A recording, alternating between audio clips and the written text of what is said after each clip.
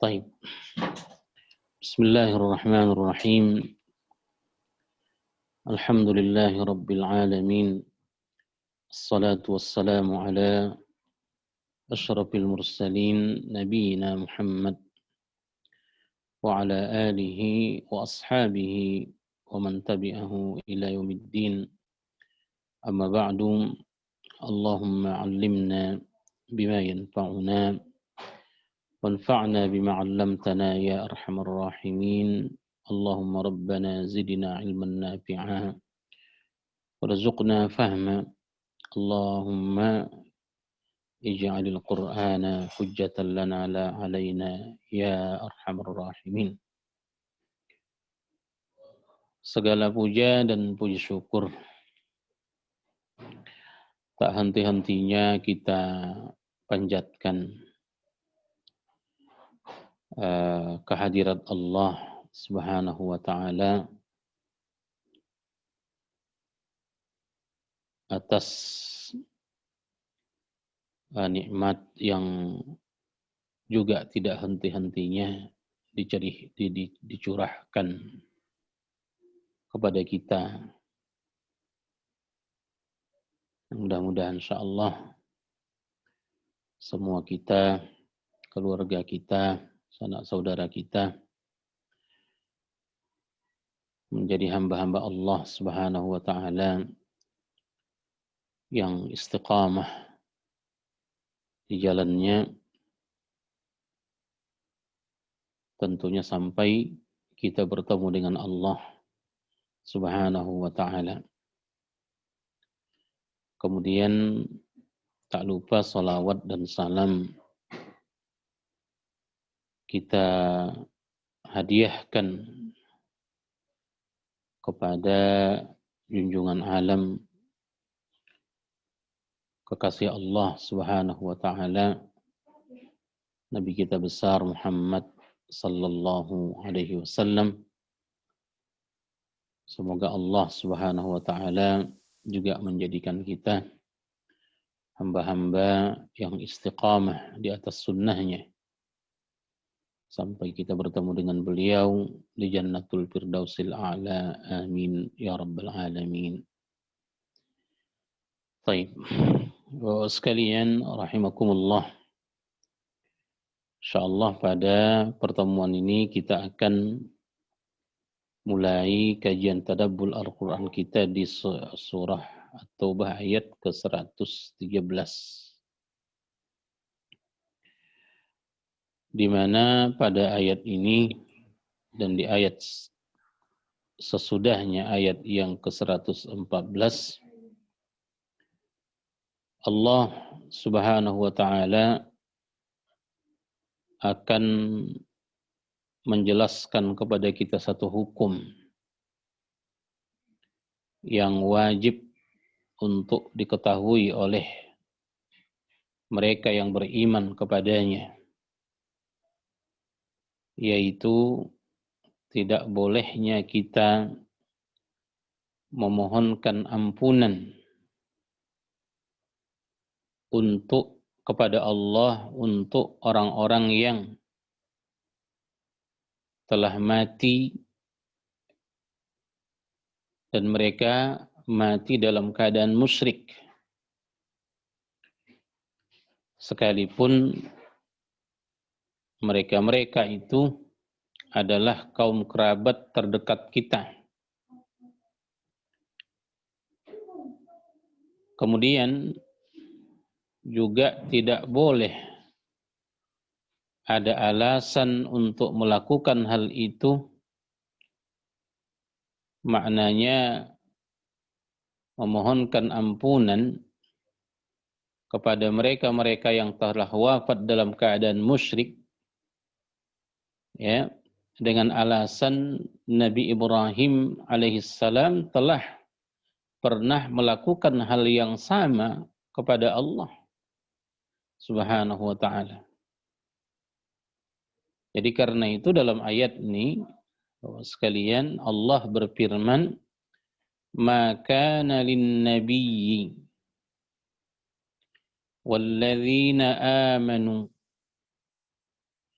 ay yastaghfiru lil musyrikin walau kanu uli qurbah min ba'di ma tabayyana lahum annahum ashabul jahim wa ma kana istighfaru Ibrahim li abih illa an maw'idatin wa'adaha iyyah falamma tabayyana lahu annahu aduwwun lillah tabarra'a minhu inna Ibrahim la'awwahun halim.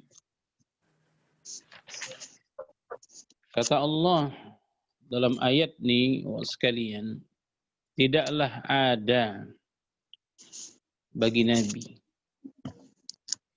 dan juga orang-orang yang beriman memohonkan ampun bagi orang-orang musyrik walaupun mereka adalah kaum kerabat. Sesudah jelas bagi mereka bahwa mereka itu adalah penghuni Jahannam. Auzubillah. Baik.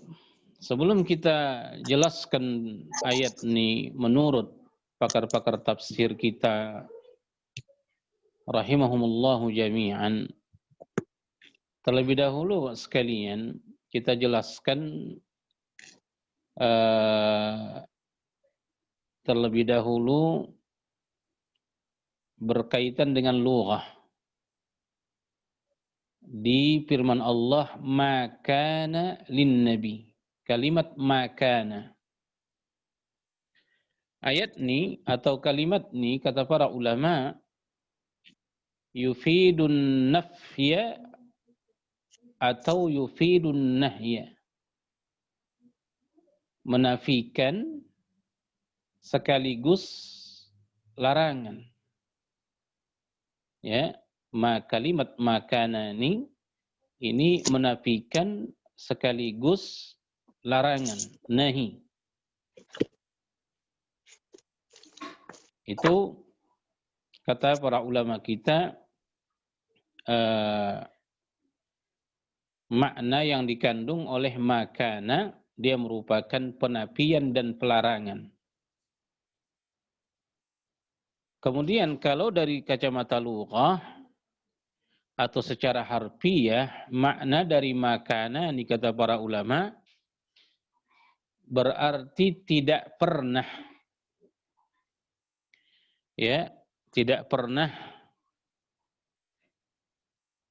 Maksudnya tidak pernah ada. Makana itu tidak pernah ada. Juga sering diterjemahkan oleh ulama-ulama kita dengan makna tidak sepatutnya. Ya, tidak sepatutnya. Kalimat makana ini ya, satu maknanya tidak pernah ada. Dengan cara itu tadi kita terjemahkan ayat ini sekalian, tidak pernah ada bagi nabi dan orang yang beriman ya memohonkan ampun bagi mereka orang-orang musyrik. Sekalipun mereka orang-orang musyrik itu kaum kerabat terdekat. Itu ya. Dan seperti saya katakan tadi, banyak atau sering juga diterjemahkan kalimat makana ini dengan makna tidak sepatutnya, tidak layak. Itu dua makna sekalian, walau kecenderungan ulama-ulama ulama-ulama mufassirin makana di sini dengan makna tidak pernah ada, bukan dengan makna sepatutnya. Sebab menurut Ibnu Ashur rahmatullahi alaih bahwa kalimat ini tujuannya adalah untuk menekankan sesuatu dengan sungguh-sungguh. Untuk menekankan sesuatu dengan sungguh-sungguh. Jadi kalau kita tarik ucapan beliau nih rahimahullah kepada ayat ini penekanan secara sungguh-sungguh merupakan penjelasan dari Allah tidak adanya orang beriman apalagi Nabi kita sallallahu alaihi wasallam memohonkan ampun bagi siapa yang telah wafat dalam keadaan musyrik.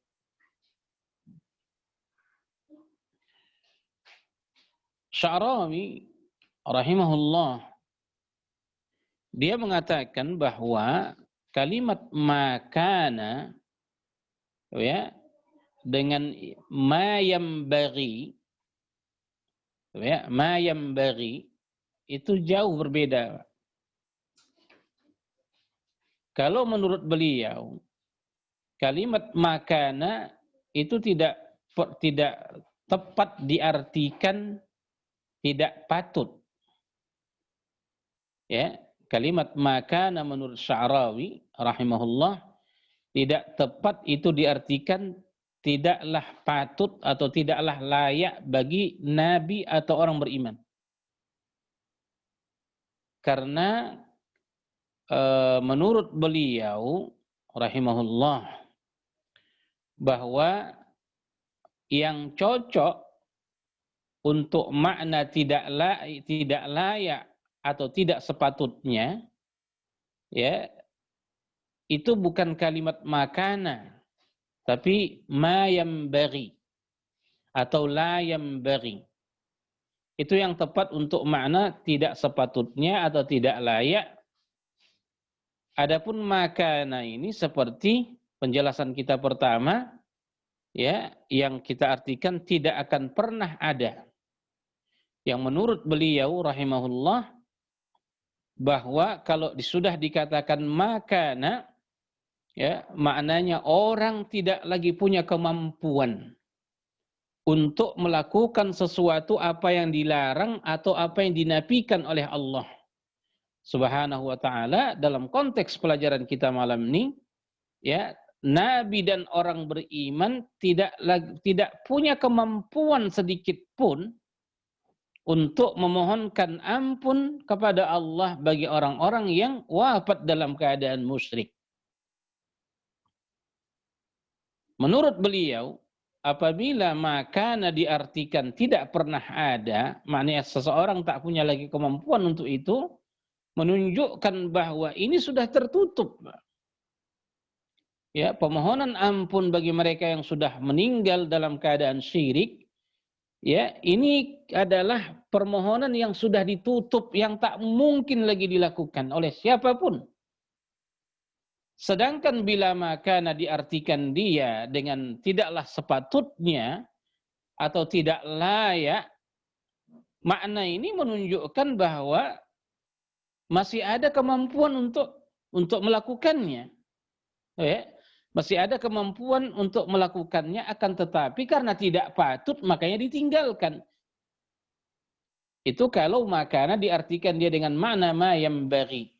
Karena itulah ulama-ulama kita sekalian, ya, memaknakan makana di sini adalah tidak pernah ada. Ya, tidak pernah ada. Artinya sudah tertutup, ya, kemungkinan untuk orang beriman apalagi nabi memohonkan ampunan kepada Allah bagi orang yang wafat dalam keadaan musyrik. Itu sekalian jabaran para ulama kita tentang kalimat makana. Baik. Jadi makana lin nabiyyi tidak akan pernah ada. Lin nabi, bagi nabi sallallahu alaihi wasallam, walladzina amanu, dan juga tidak pernah ada kemampuan bagi orang-orang yang beriman atau kesempatan bagi orang-orang yang beriman ayyastaghfiru, memohonkan ampun mereka untuk orang-orang musyrik yang menyekutukan Allah, walau kanu uli qurba, sekalipun mereka-mereka yang musyrik itu adalah kaum kerabat terdekat kita.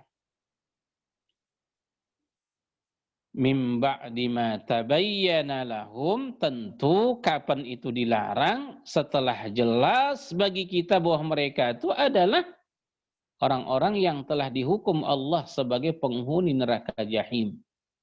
Karena itu kata ulama sekalian, memohonkan ampun bagi mereka yang sudah wafat dalam keadaan kekufuran, tidak ada gunanya. Ya, tidak ada gunanya. Tidak ada manfaatnya. Karena lainnya itu sudah terputus, Pak. Sudah terhijab dia. Jadi itu sama artinya permohonan kesia-siaan.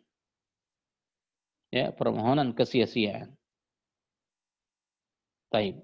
Itu dia secara garis besar makna ayat ini sekalian. Kalau kita tengok juga dari sudut asbab nuzul ayat ini juga sangat panjang lebar. Para ulama menjelaskan apa sebenarnya yang menyebabkan turunnya ayat ini diterima oleh Nabi kita sallallahu alaihi wasallam.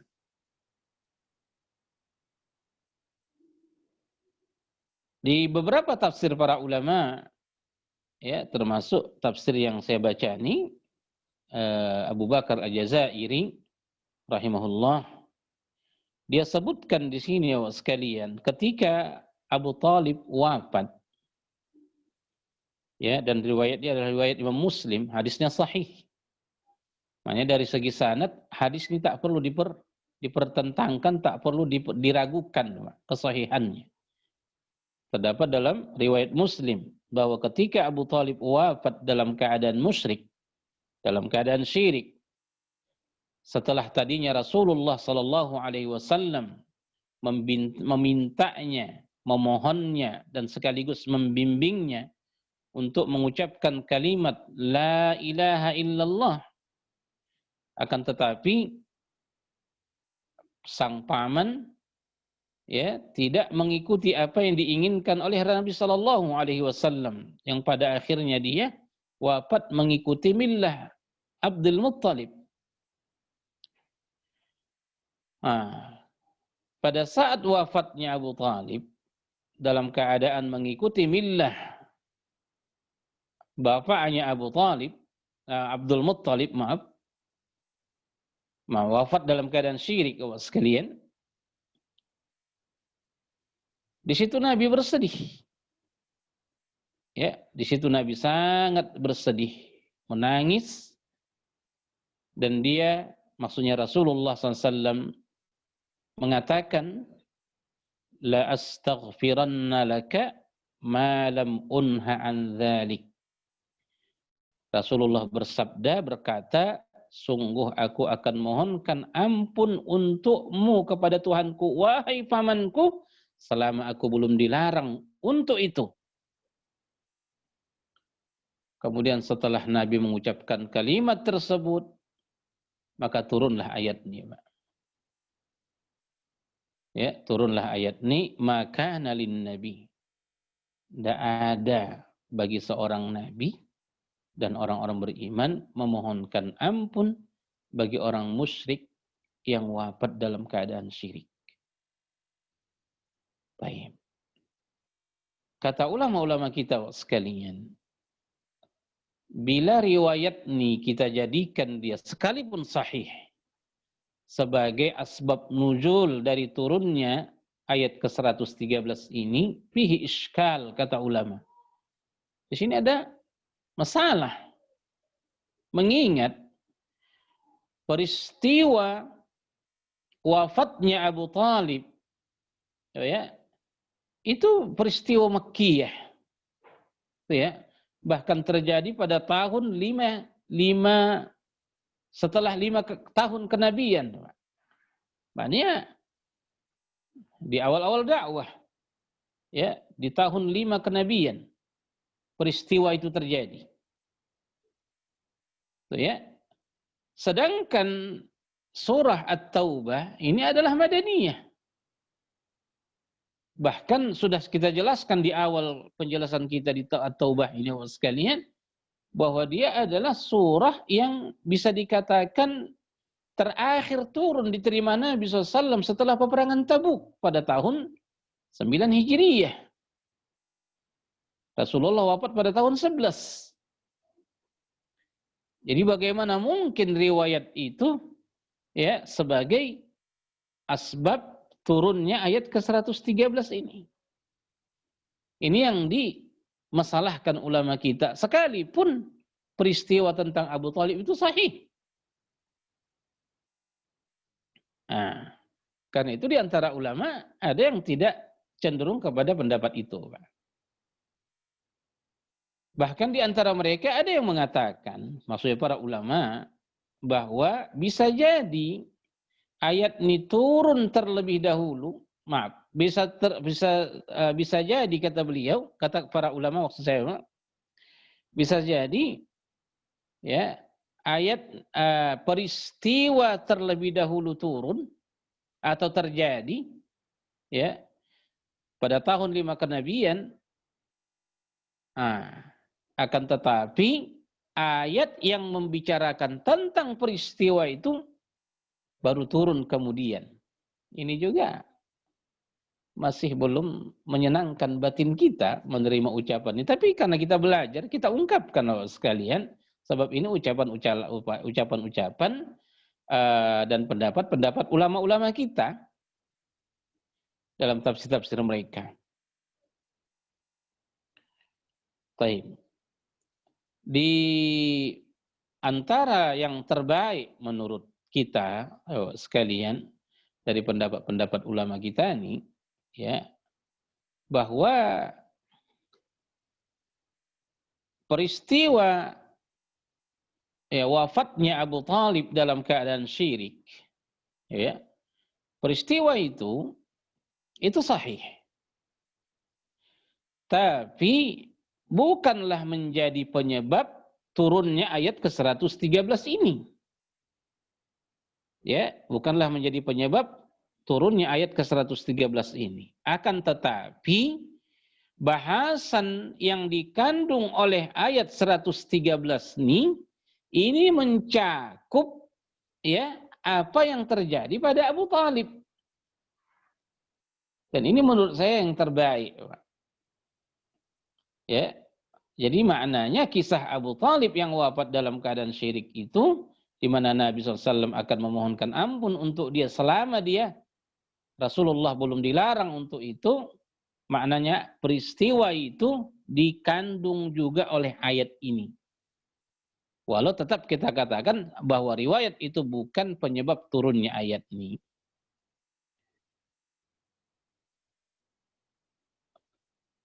Baik. Kemudian Bapak sekalian, ini yang pertama. Ini saya bilang panjang lebar bahasan ulama kita tentang sebab nuzul ayat yang dua ini. Di antara para ulama ada yang juga berpendapat bahwa asbab nuzul ayat ini itu berkenaan dengan Abdullah, ya, ibnu Abdullah ibnu Ubay ibnu Salul. Ya, Abdullah ibnu Ubay ibnu Salul. Abdullah ibnu Ubay ibnu Salul rasul munafiqin, pemimpin munafik di Madinah. Tapi anaknya dapat hidayah, itulah Abdullah. Ya, dan memang kebiasaan orang Arab sekalian nama dia dengan nama ayahnya sama. Ya kan? Abdullah bin Abdullah ibnu Ubay ibnu Salul. Jadi ketika wafat Abdullah ibnu Ubay ibnu Salul laknatullahi alaih, ya, datang sang anak Abdullah radhiyallahu anhu kepada Nabi sallallahu alaihi wasallam agar Nabi ya bersedia menyolatkan jasad ayahnya. Ya.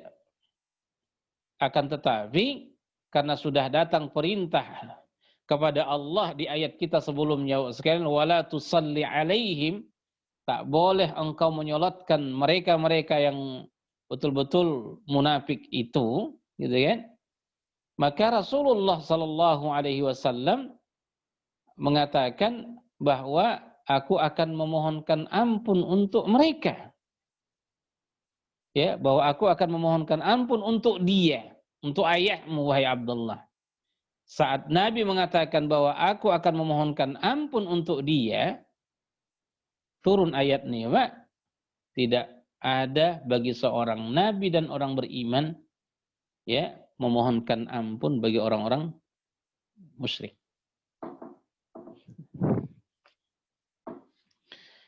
Baik. Kemudian sekalian ada yang ketiga. Dan ini yang paling dicenderungi oleh banyak ulama, yaitu hadis yang diriwayatkan oleh Imam Ahmad dari Ali bin Abi Thalib radhiyallahu anhu di peristiwa Uhud, ya, di peristiwa peperangan Uhud. Ali ibnu Abi Thalib radhiyallahu anhu mendengar ada orang-orang beriman yang meminta dan bermohon kepada Allah agar memberikan ampunan kepada ayah-ayah mereka atau mak-mak mereka atau saudara-saudara mereka yang sudah wafat, tapi wafat dalam keadaan kufur, dalam keadaan musyrik. Sehingga Ali terheran-heran. Ya, sehingga Ali radhiyallahu anhu terheran-heran dengan apa yang mereka lakukan. Bagaimana mungkin kalian memohonkan ampun kepada orang-orang yang kalian mintakan ampunan untuknya kepada Allah, padahal mereka semua mati dalam keadaan musyrik? Karena Ali bin Abi Thalib merasa terheran-heran dengan apa yang mereka lakukan ini, sekalian, maka Ali mendatangi Nabi sallallahu alaihi wasallam dan menjelaskan kepada Nabi apa yang dilakukan oleh sebahagian orang beriman. Ya, maka turun ayat nih, Pak. Turun ayat nih kepada Nabi sebagai jawaban untuk Ali dan sekaligus ya merupakan kesalahan apa yang dilakukan oleh mereka-mereka yang mendoakan saudara-saudaranya yang wafat dalam keadaan musyrik itu. Dan Ali bin Abi Thalib di saat dia bertanya kepada mereka orang-orang beriman tadi, ya Pak, bahwa mereka mendoakan orang-orang musyrik dari keluarga mereka yang telah wafat. Alasan mereka ayat ke-114 ini. Ya, kenapa engkau heran wahai Ali? Ya, apa salahnya? Ya kan? Dan ini tidak ada masalah, ini boleh. Sebab Ibrahim saja, begitu ucapan mereka, Pak. Ibrahim saja alaihissalam di masa lalu pernah memohonkan ampun untuk ayahnya yang wafat dalam keadaan musyrik. Maka karena itu turunlah dua ayat ini sebagai jawaban terhadap apa yang menjadi keheranan dari Ali bin Abi Thalib terhadap sebahagian yang dilakukan para sahabat. Wallahu alam. Tapi begitulah sekalian lebih kurangnya pendapat-pendapat ulama kita tentang asbab nuzul dari ayat ini. Wallahu alam. Akan tetapi poin penting yang kita ambil dalam ayat ke-113 ini tidak ada, ya, tidak ada bagi seorang nabi, begitu juga bagi seorang yang beriman, ya, memohonkan ampun kepada siapapun yang sudah wafat dalam keadaan musyrik. Ya, sekalipun mereka yang wafat itu orang-orang yang sangat dekat dengan kita secara nasab keturunan.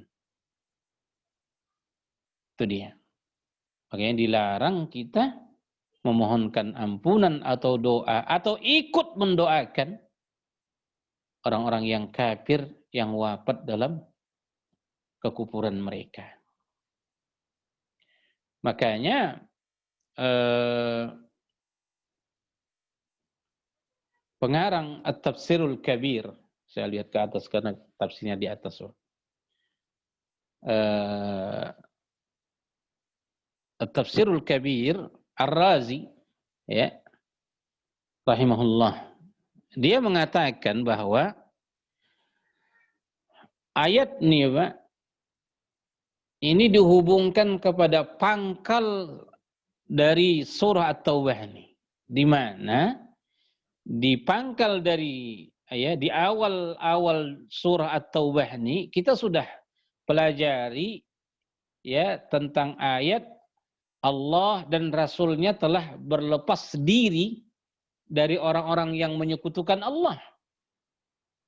Dan juga di setelah ayat-ayat tersebut Allah memerintahkan kepada kita orang-orang yang beriman untuk memutus hubungan terhadap orang-orang yang menyekutukan Allah Subhanahu wa ta'ala.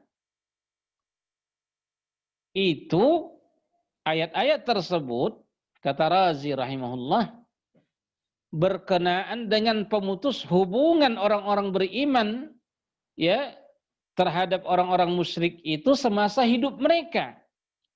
Adapun di ayat ke-113 ini adalah pemutusan hubungan orang-orang yang beriman terhadap orang-orang yang mati dalam keadaan kekufuran. Artinya mendoakan mereka pun tidak boleh. Baik, ini tentunya sekalian menunjukkan bahwa murkanya Allah Subhanahu wa ta'ala kepada mereka-mereka yang menyekutukannya dalam hidupnya. Karena itu sangat tegas Allah mengatakan dalam An-Nisa yang pernah kita pelajari. Innallaha la yaghfiru ay yushraka bih. Allah itu tidak akan pernah mengampuni orang-orang yang menyekutukannya dengan apapun. Kalau Allah sudah tegas mengatakan seperti itu, tidak akan memberikan ampunan kepada orang-orang yang telah menyekutukannya. Karena itu tidak ada lagi kesempatan bagi siapapun, nabikah atau orang berimankah, memintakan ampunan kepada Allah untuk mereka. Sekalipun mereka-mereka itu adalah kaum kerabat terdekat kita. Dan kapan itu tidak boleh? Mim ba'di ma tabayyana lahum annahum ashabul jahim. Setelah nyata, setelah jelas bagi kita tentunya bahwa mereka itu adalah penghuni neraka jahim.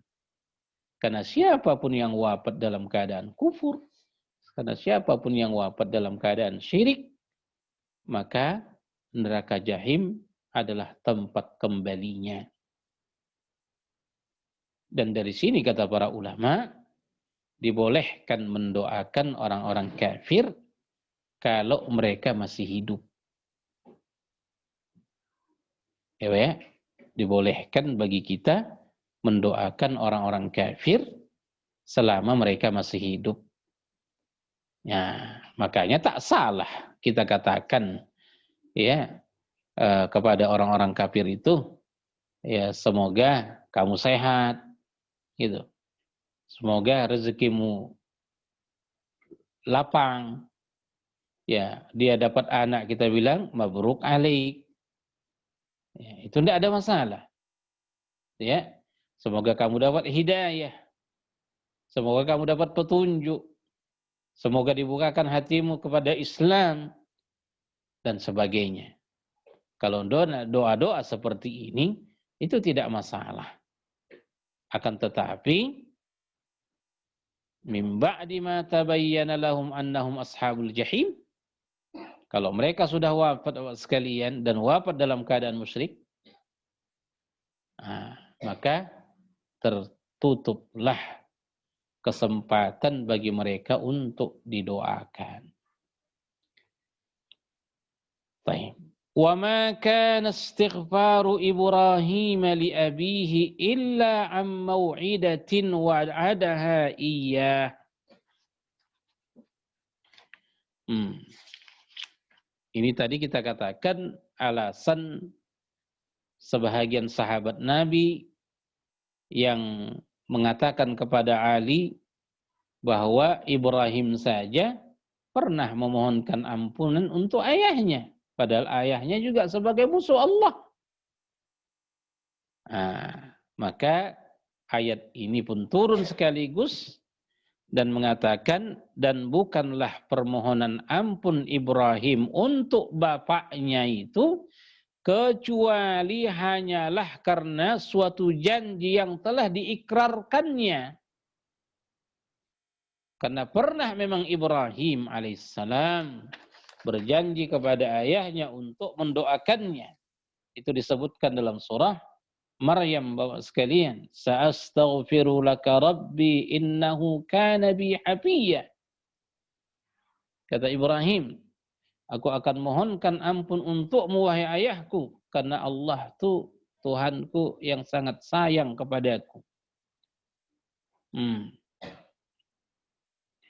Jadi permohonan itu yang ingin ditunaikan oleh perjanji itu yang ingin ditunaikan Ibrahim terhadap ayahnya. Maka apa kata Allah Subhanahu wa ta'ala dalam ayat ini, falamma tabayyana lahu, akan tetapi setelah jelas bagi Ibrahim annahu, bahwa ayahnya Azar aduun lillah, sebagai musuh bagi Allah, ya, sebagai musuh bagi Allah. Kata ulama, caranya bagaimana Ibrahim tahu kalau ayahnya musuh? Satu, wafat dalam keadaan musyrik. Yang kedua, turun wahyu kepada Ibrahim bahwa ayahnya musuh bagi Allah. Ya. Setelah Ibrahim mengetahui itu, dah datang wahyu kepadanya, atau jelas wafat bapaknya dalam keadaan musyrik, sekalian, apa kata Allah? Tabarra'a minhu, Nabi Ibrahim pun berlepas diri dari ayahnya. Dan dia pun tidak lagi mendoakannya.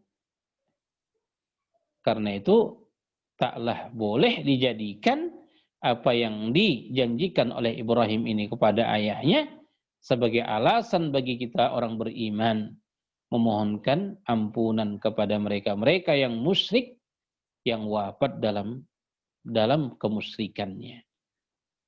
Inna Ibrahim la'awwahun halim.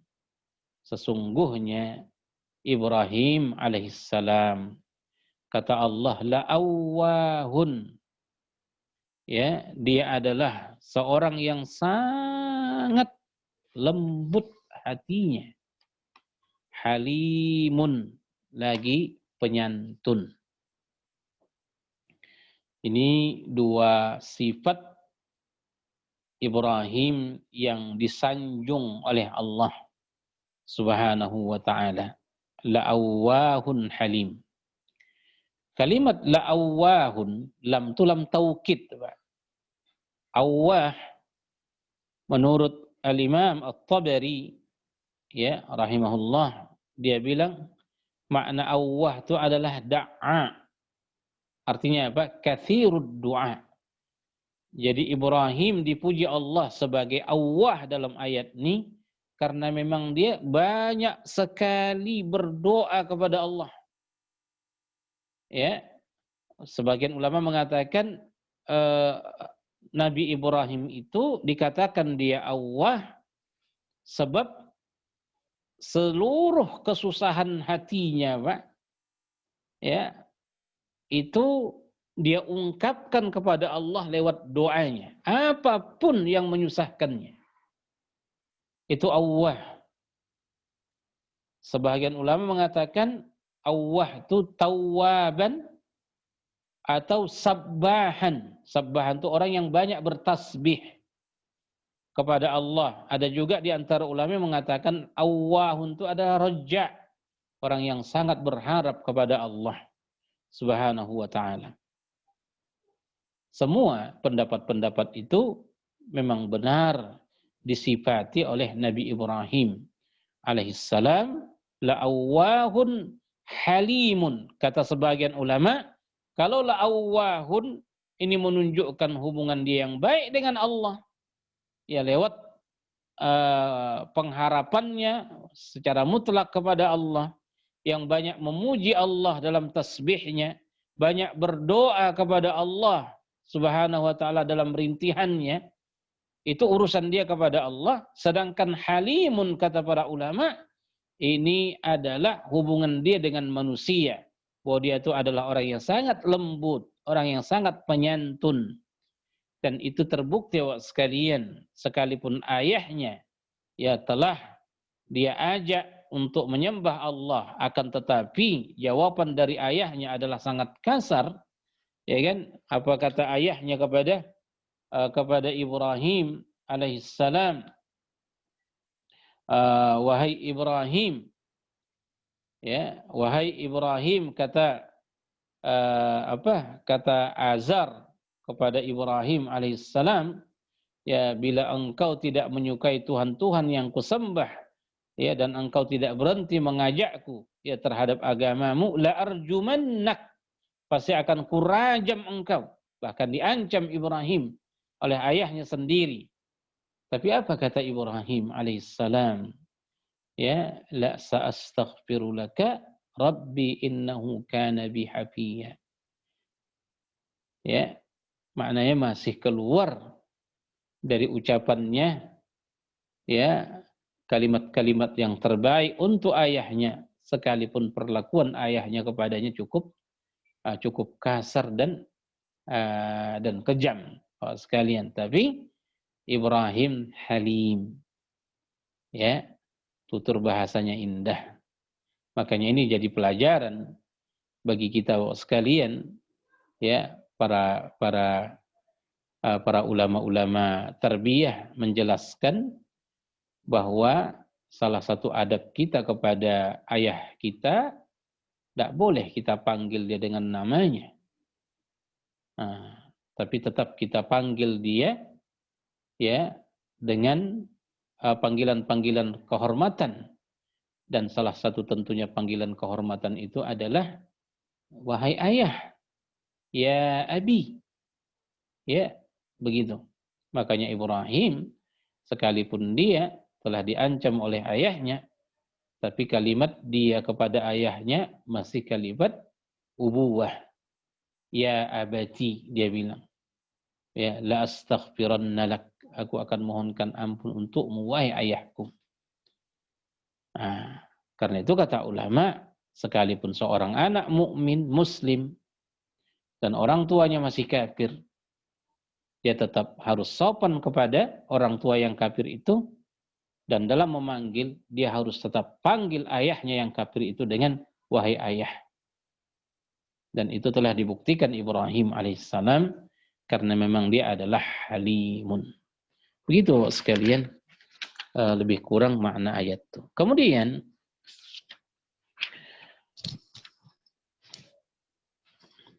وَمَا كَانَ اللَّهُ لِيُضِلَّ قَوْمًا بَعْدَ إِذْ هَدَاهُمْ حَتَّى يُبَيِّنَ لَهُمْ مَا يَتَّقُونَ. Kata Allah, Inna Allah bikulli syai'in alim. Dan Allah subhanahu wa ta'ala, ini kita jumpa lagi dengan kalimat wa makana. Ya, makana. Cuma ada wawunya. Karena ada wawunya berarti ayat ini jelas ada kaitannya kepada ayat kita yang dua tadi. Wa makana Allah. Ya, dan Allah sama sekali tidak akan menyesatkan suatu kaum. Nah, kalau di sini kata ulama, makanani yufidun nafiyah. Mana yang menafikan, menidakkan. Kalau di atas tadi, makana itu menafikan dan sekaligus larangan, nahi. Nah, sedangkan ini tidak. Maknanya Allah menafikan pada dirinya apa yang akan dia sampaikan di sini, yaitu dan Allah sama sekali tidak akan menyesatkan.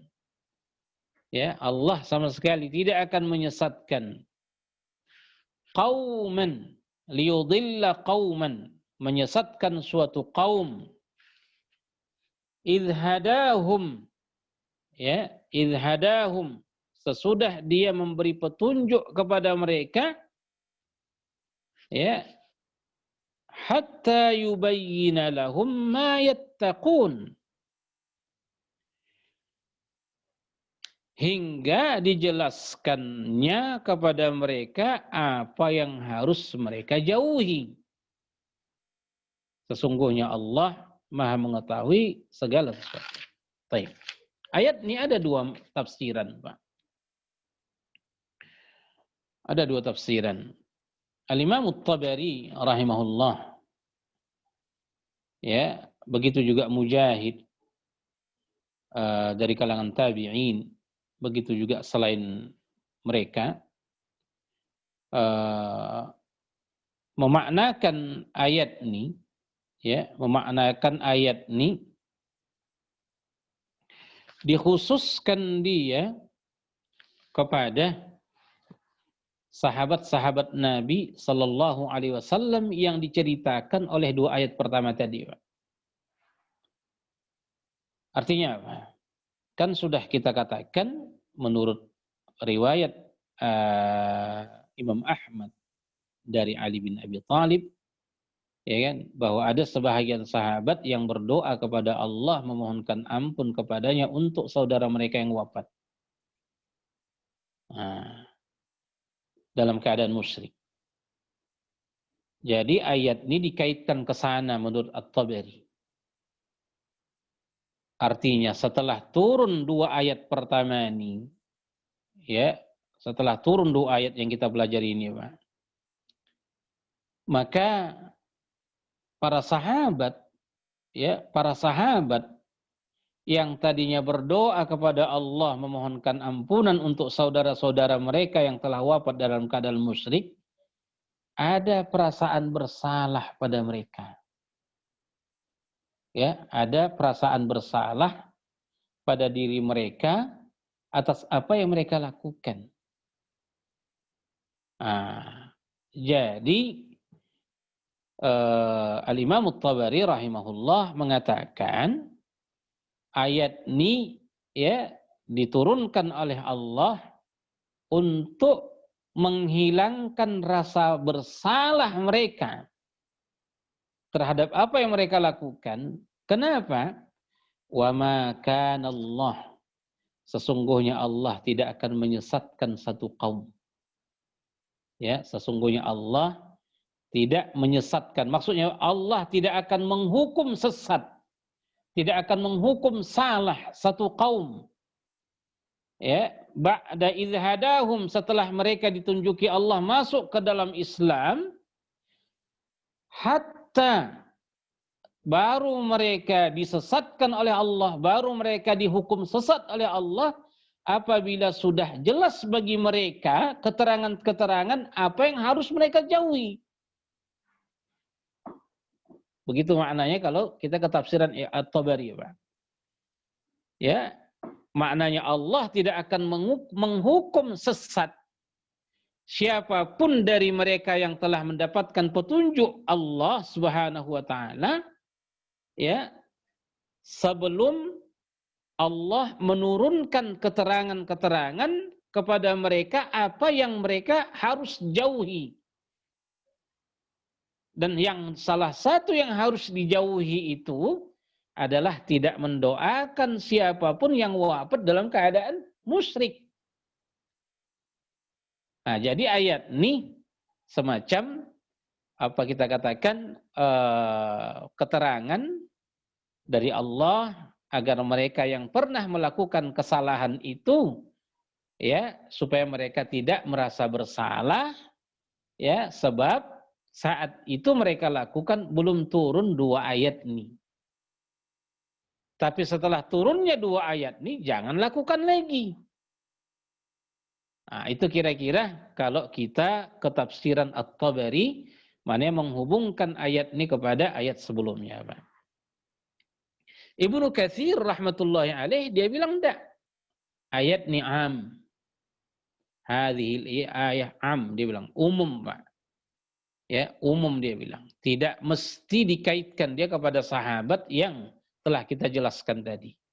Tapi dia bilang apa? Ibnu Katsir rahimahullah, dia mengatakan bahwa siapapun orang melakukan kesalahan, Pak, yang memang perbuatan itu belum ada penjelasan dalam Quran atau Sunnah, ya kan? Maka orang itu tidak dianggap melakukan kesalahan. Orang itu tidak akan disesatkan oleh Allah Subhanahu wa ta'ala. Syaratnya selama orang itu belum tahu. Ya, sebelum ada keterangan bagi mereka bahwa itu salah. Itu kata Al-Imam Ibnu Katsir rahmatullahi alaih, dan kedua-dua tafsiran itu ya sangat baik awak sekalian, yang menunjukkan Allah Subhanahu wa taala tidak menzalimi siapapun, dan Allah tidak akan menghukum sesat ya atau menyesatkan mereka-mereka yang melakukan kesalahan ya karena belum datangnya kepada mereka penjelasan-penjelasan akan kesalahan yang harus dijauhi. Innallaha bikulli syai'in alim.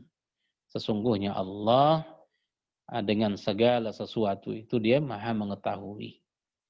Ya, dan salah satu bentuk kemaha-pengetahuan Allah Subhanahu wa taala ada di antara hamba-hamba Allah yang melakukan kesalahan itu bukan karena kesengajaan yang mereka lakukan, tapi karena benar-benar ketidaktahuan mereka.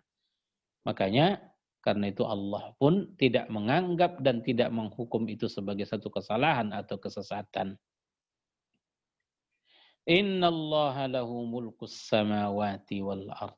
Sesungguhnya Allah, kepunyaannya lah kerajaan yang ada di langit dan kerajaan yang ada di bumi. Maka atas dasar itu sekalian, dia berhak melarang, dia berhak memerintah, dia berhak menghukumi sesat, ya, dia berhak memaafkan. Kenapa? Karena kepunyaannya lah apa yang menjadi kerajaan di langit dan begitu juga di bumi. Dia yang mengendalikannya. Yuhyi wa yumit. Dia menghidupkan dan dia yang mematikan. Ya, dalam kehidupan ini ada yang dia hidupkan dengan keimanan. Ada yang dia wafatkan dengan kekufuran. Demikian juga Allah menghidupkan siapa yang dia wafatkan. Ya, wa yumit, dan mematikan siapa yang hidup. Yuhyi wa yumit. Wa ma lakum min dunillah min waliyin wala nasir. Dan tidak ada bagi kalian, kata Allah, selain Allah, min waliyin sebagai pelindung, wala nasir sebagai penolong. Dan ini sudah pernah kita jelaskan, sekalian, wali dengan nasir. Ya, perbedaannya kata ulama, kalau wali melindungi kita dari segala sesuatu yang membahayakan kita. Itu wali ya, Pak. Melindungi kita, menjaga kita dari segala sesuatu yang membahayakan kita. Sedangkan nasir memberikan pertolongan kepada kita di saat kita memerlukan pertolongan. Dan tentu untuk dua hal ini tidak akan ada yang mampu untuk itu kecuali Allah Subhanahu wa ta'ala. Itulah dia, saya kira sekalian, 4 ayat dari ayat ke-113 sampai ke-116 yang menjadi tadabbur bagi kita pada malam ini, yang mudah-mudahan insyaallah tadabbur Quran kita ini menjadi ibadah kebaikan bagi kita malam ini insyaallah, yang tercatat dalam kebaikan-kebaikan kita ya di illiyin, yang mudah-mudahan akan membahagiakan kita, menyenangkan kita ya di saat kita membacanya nanti di hadapan Allah di yaumul hisab. Jazakumullahu khairan. Assalamualaikum warahmatullahi wabarakatuh. Assalamualaikum warahmatullahi wabarakatuh. Assalamualaikum warahmatullahi wabarakatuh. Jazakallahu khairan katanya saya. Wa iyyakum.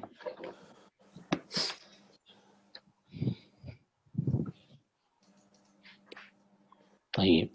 Mungkin ada yang mau menambahkan atau ada yang mau didiskusikan? Dipersilahkan Bapak sekalian.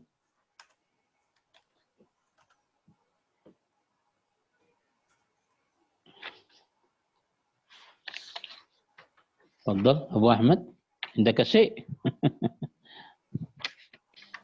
لا شيء يا أستاذ. بارك الله فيك. الله يبارك فيك.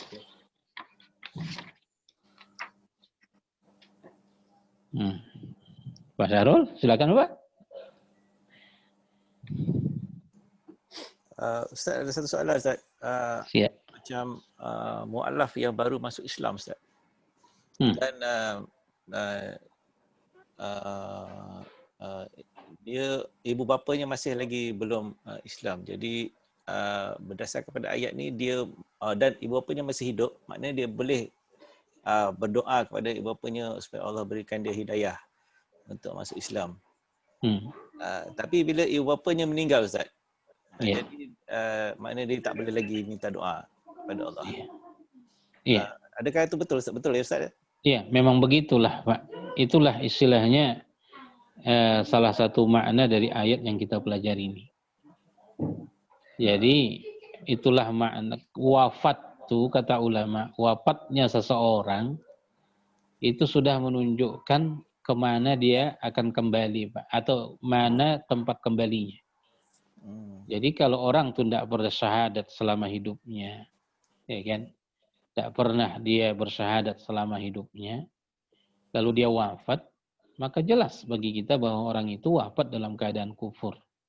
Dan kalau orang itu sudah wafat dalam kufur, siapapun dia, mau orang tua kita sekalipun, maka terputuslah doa untuk dia dari anak. Ya, tidak ada lagi larangan. Makanya ada riwayat tapi didhaifkan oleh ulama kita. Rasulullah ketika umrah pada tahun 7 Hijriyah atau pada haji wada, ya, Nabi datang ke Ma'la. Ya, datang ke Ma'la, ke kuburan ibundanya Aminah. Walau ini didhaifkan oleh ulama ya Pak ya, tapi disebutkan ulama-ulama tafsir dalam buku-buku mereka. Lalu Nabi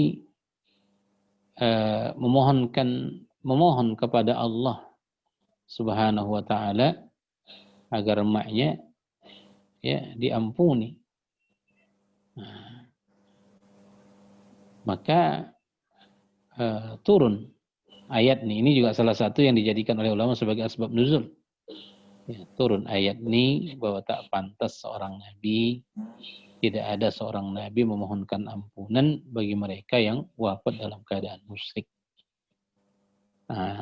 Makanya Nabi sedih, menangis, ya, dan Abu Bakar, Umar pun sampai terheran, mayubuki kaya Rasulullah, apa yang membuatmu menangis? Baru dia utarakan, aku menangis karena aku mohonkan ampun untuk emakku, tapi aku dilarang untuk itu.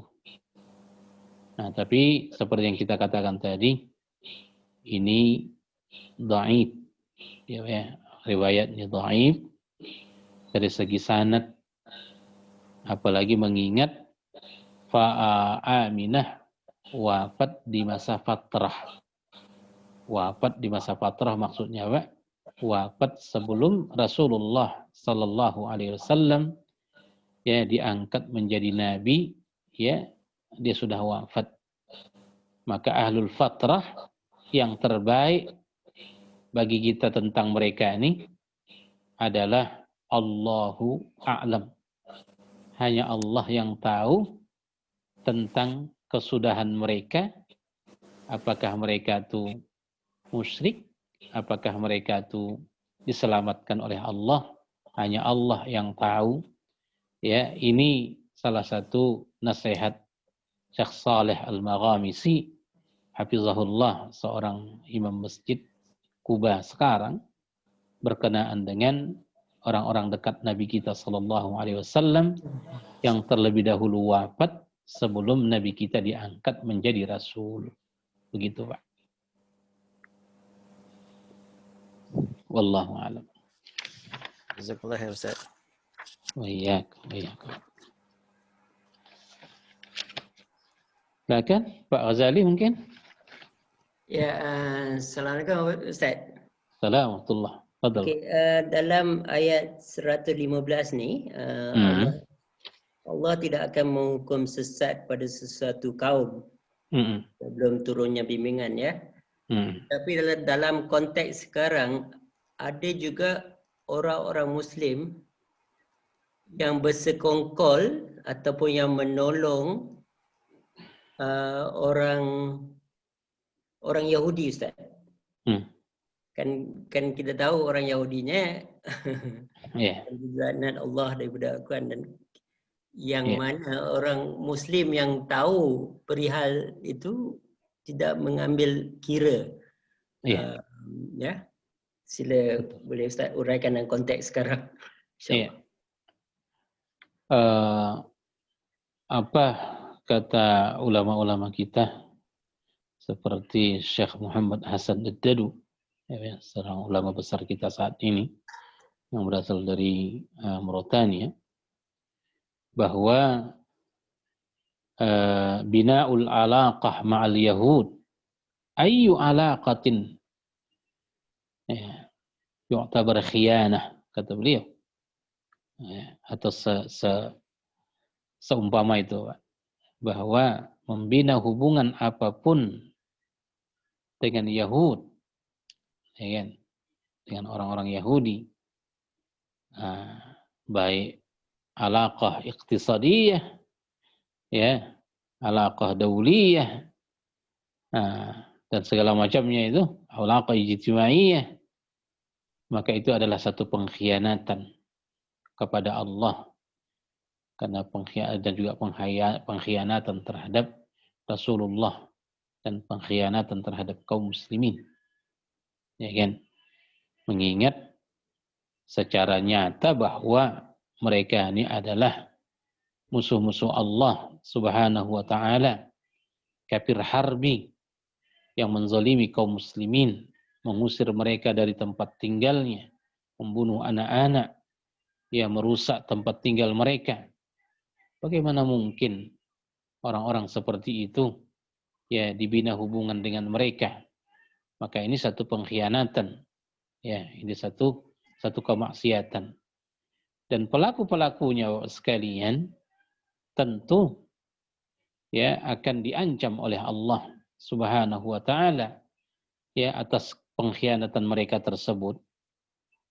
Mengingat bahwa larangan-larangan pembinaan hubungan terhadap kafir harbi itu sudah banyak ayat yang menjelaskannya, ya kan, dan terang-terang Rasulullah sallallahu alaihi wasallam melarangnya, ya kan, la tajidu qauman yu'minuna billahi wal yaumil akhir yuwadduna man haddallaha wa rasulah. Tidak akan engkau dapatkan satu kaum yang beriman kepada Allah, beriman kepada hari akhirat, ya, yuwaddun, saling berkasih sayang dengan mereka-mereka yang memusuhi Allah dan memusuhi Rasul. Ya, makanya banyak kalau ayat-ayat yang telah menjelaskan itu. Makanya pelaku-pelakunya itu adalah orang-orang yang memang diancam oleh Allah, yang keadaan mereka berbeda dengan keadaan sahabat yang tidak disesatkan atau dihukum sesat oleh Allah, karena memang belum ada ayat yang turun menjelaskan tentang keharaman apa yang mereka lakukan. Kalau membina hubungan dengan mereka-mereka ini, sekalian, ini memang sudah banyak ayat-ayat yang menjelaskan itu dalam konteks kita sekarang. Makanya pelaku-pelakunya, ya, mereka disebut khianat terhadap Allah, khianat terhadap Rasul, dan khianat kepada kaum muslimin, yang semoga Allah Subhanahu wa taala menunjuki mereka ke jalan yang benar. Wallahu a'lam. Begitu, Pak. Jazakallah khair Ustaz. Yang mana itu hanya mengundang bala daripada Allah sekira diteruskan pelakunya. Betul, Pak. Ya. Tapi inilah kalau sudah ada kepentingan-kepentingan tertentu, Pak. Makanya kepentingan ini bisa merubah siapapun. Itulah masalahnya. Hatta bertentangan dengan hukum Allah pun orang tak pedulikan, yang penting kepentingan mereka tercapai. Inilah yang kita berlindung kepada Allah, jangan sampai begitu. Ya. Allahu a'lam. Ya. Jazakallah khair. Baik. Oke, silakan Pak. Masih ada lagi? Ustaz, ada satu soalan. Ayat Silakan Pak. 14 ni, macam mana sahabat boleh tahu yang Nabi Ibrahim tu meminta keampunan untuk bapaknya, Ustaz? Daripada mana? Sebab mereka yang bagi tahu kan, Ustaz, sebelum ni ayat ni, lepas tu baru ayat ni turun. Iya, iya. Taib, bagus Pak. Penjelasan tentang Ibrahim memohonkan ampun kepada ayahnya, kisah itu dijelaskan oleh Allah di surah Maryam, ya kan? Juga sebahagian di surah Thaha. Yang kita tahu bahwa surah Maryam, surah Thaha ini adalah Makkiyah, Pak. Ya, sebahagiannya dan sebahagiannya Madaniyah. Tentu kisah ini dibaca oleh sahabat. Sedangkan surah ini, At-Taubah ini kita bilang ini adalah surah yang memang akhir turun diterima oleh Nabi kita Sallallahu Alaihi Wasallam. Begitu. Nah, jadi dari kisah-kisah itu. Nah, atau kata sekalipun misalnya mereka tidak ketahui ya kisah tentang Ibrahim itu dari surah-surah yang turun sebelum At-Taubah, ya kan? Tapi kisah-kisah Ibrahim, kisah-kisah Nabi terdahulu, Pak, itu yang tepat. Kisah-kisah Nabi terdahulu nih, ya kan? Apalagi Ibrahim alaihissalam, ini memang sangat masyhur di kalangan sahabat, sangat masyhur di kalangan orang musyrik sekalipun saat itu, ya kan? Mengingat Ibrahim alaihissalam ini Abul Anbiya yang pernah lama tinggal di Mekah.